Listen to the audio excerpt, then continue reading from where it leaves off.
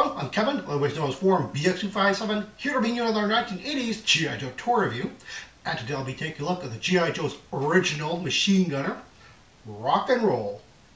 Like a lot of the original characters, Rock and Roll makes his first comic book appearance in the old model comic run of G.I. Joe in issue number 1, and makes his first cartoon appearance in the Sunbow animated 5-part miniseries, the 1983 G.I. Joe, A Real American Hero, in part 1, which is sometimes known as G.I. Joe, The Masked Device.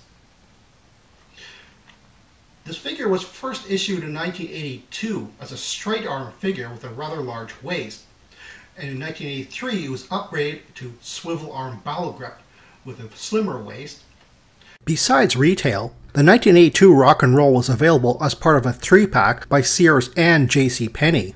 After its retail 1983 to 1984 release, the swivel-arm battle grip version was made available again in late 1985 as part of the Operation Freedom original figure mail-away. Hasbro gave the option to get him either singly, part of a 5-pack, or part of a 10-pack with a bonus carry case. Taking a look at Rock and Roll's accessories first, he comes with the contents list on the card calls a heavy machine gun, which is very odd that they had given this such a generic title. Normally they would either make up a name or they would be very specific about the weapon. Like Stalker's MP5 was given the fanciful name of an M32 pulverizer, but Short Fuse's mortar was called an 81mm mortar, which is very accurate to the size. Rock and Roll's machine gun is based directly on the World War II era German MG42, which I thought was an odd choice for Hasbro to make over the US M60, but the MG42's design is still produced for NATO and non-NATO countries as the MG3. A machine gun's heavy ammo can be cumbersome to carry, especially for a highly mobile strike force deep in foreign enemy territory, so having a weapon that can use locally rated munitions is a big plus. And of course, the bipod is almost always missing on examples. It is, of course, removable and, well, quite frankly, it doesn't hold in there very securely. But then most G.I. Joe bipods really don't. Rock and Roll's other accessory is his removable helmet, which is the standard helmet for the 1982 and 83 line. Sort of a motorcycle crash helmet inspired design. It also had these little ear holes, which was just the common mold, really. The figure would never have come with any type of visor or headset, except for the box art for the Machine Gun Defense Unit, where he is actually depicted with a visor for some odd reason. Well, safety first, I guess. You also notice how dark the helmet is. Rock and Roll and I believe Grand Slam are the only two figures in the original line to come with this dark green. Most of the other figures were of this type of green, sort of a medium green I would call it. And as you can see, that's the difference between the helmets. We also had a much lighter green as well in that line. I always felt that Rock and Roll had a very unique flair to him, despite the fact that he has the same sort of distinctive layout as the rest of the soldiers.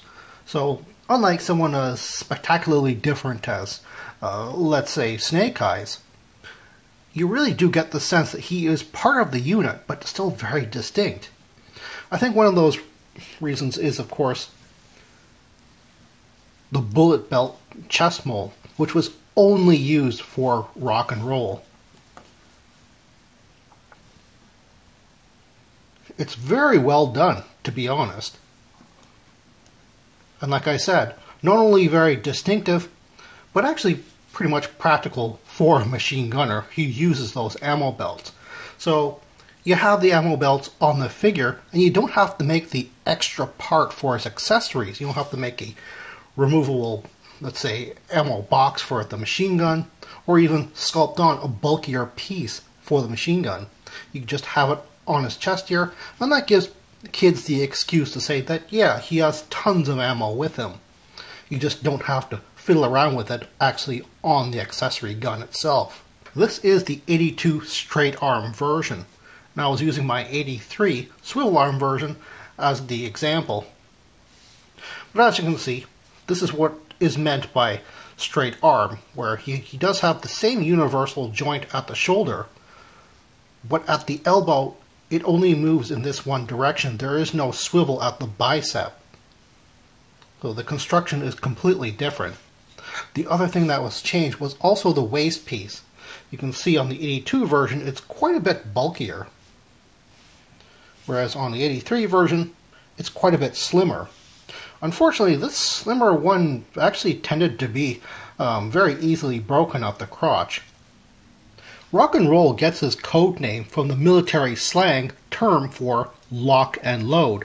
Basically, that's when you're preparing a assault rifle or machine gun for full auto. Very appropriate for a machine gunner, I would say. But one thing that Larry Hama always put in was a couple of really funny references in here.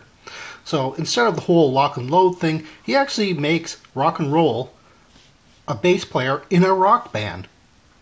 So he has actually a couple of different reasons for naming himself rock and roll here. But one thing I always felt was very fun, especially when you're referencing the comic books, was he's from California, he's also a surfer, he's in a rock band. He has that whole Beach Boys kind of vibe going on. It's a very 60s type of free spirit type of stuff going on. And in the comic books, he's actually friends with Clutch. As a matter of fact, he actually takes vacations with them like twice in the comic book run. And one of the things is that Clutch is also a very sort of rat rod, very Hot Wheels, California customs type of guy. So while they don't have music or cars in common, they have the same type of 60s culture going on in common. On the shelves, rock and roll was replaced as the G.I. Joe team's machine gunner with the 1984 Roadblock, who is yet another machine gunner who starts with the letter R. We're going to continue that with Repeater in 1988, believe it or not. So just who would rock and roll's opposite number on the Cobra side be? Well, during the time of his release, you wouldn't have a whole lot of choices. But I would actually pair him up maybe with a Cobra officer, with his AK-47 being able to go into full auto. Of course, as an officer, he has command abilities, and rock and roll, if you saw his file card, he is actually an E5, meaning that he is a sergeant who should be used to some command responsibilities. So there is that. But I would even go so far as to say that there is something that's even more appropriate for rock and roll to go up against. On the Cobra side, there is the Snake Armor. The Snake Armor was a personnel body armor, sort of robotic suit here, which came with a machine gun attachment. If you're looking for a 1982 straight arm version or the 1983 and up swivel arm battle gun versions, I am a little bit sorry to say that he isn't really a very common figure to find complete, and because he's such a popular and good-looking figure, he winds up being sold for a bit of a premium. Personally, I think it's worth it. He is pretty much one of the more distinctive, yet sort of still military green looking, of the very first released G.I. Joe figures. So he is kind of a headliner in that sort of sense, and I think it's kind of worth paying the extra bit when you find him absolutely complete and in good condition. And like I said, one thing you have to look out for is whether or not he has a lot of his original gold paint still on him. I'm sure you can repaint that if you color match it. But one thing which is really a bit irksome is the accessories, because a lot of these first release figures actually had Battle Gear accessory pack reissues of the weapons.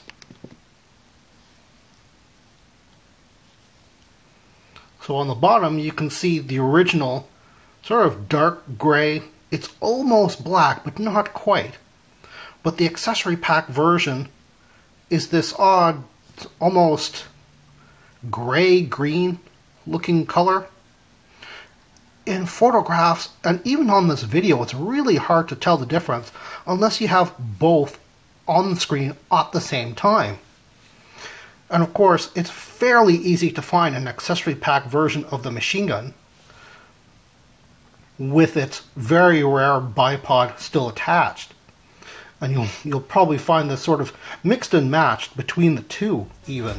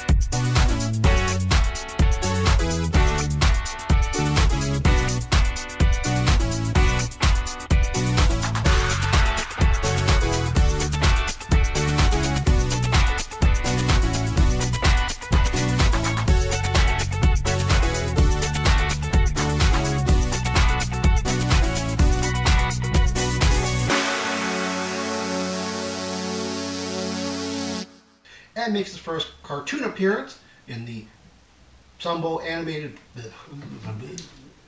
He comes with the various different combinations. Well, that's all the time I have right now. Please check out my Facebook page for more information and behind the scenes photos for these reviews. Thank you for watching this video, and stay tuned for next time to see another 1980s G.I. Joe toy review. See you then.